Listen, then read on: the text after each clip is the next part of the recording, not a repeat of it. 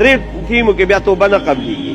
یو چې کله د انسان دا مرګ دی غرغرې ته راشي مرې ته راورسي دغه وخت کې توبه الله نه قبلی. دویم توبه الله د عذاب په وخت کې نه قبلی، چې کله عذاب راځي کنه بیا په 500 سندلو باندې نه کېږي به بیا ګیري دغه وخت کې بیا توبه نه قبلیږي. دا الله په قرآن کې ثابت کړي داسې په فرعون باندې عذاب راغی مضبوطه توبه است، داسې مضبوطه توبه چې په قرآن کې دغه توبه موجوده ده. خو الله ورته وایي الآن اوسه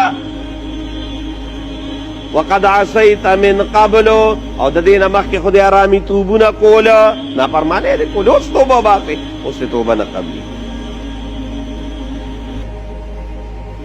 خیر دا خو به هلته وایو، وایي دغې وخت کې جبریل علیه السلام خټې راواغېشتې او د ده په دې خولې کې ور ومنډلې.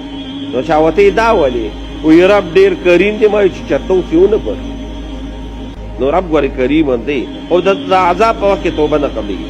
نو دویم نمبر د عذاب په وخت کې توبه نه قبلېږي. او دریم نمبر چې کله د قبلېنه دوه راوخته اتمه سپاره کې را روان دي، اتمه کې را روان دي. دا چې صورت ختمیږي صورت اعراف دقلته صورت مائده، نو دقلته بیا الله وي چې ګورې کله تو قبلېنه نور راوخته نو بیا ګورې توبه نه قبلېږي. نن موقع ده نن توبه قبلېږي. خدای د موږ له ټولو له د مرګ نه مخکې د توبې توفیق نصیب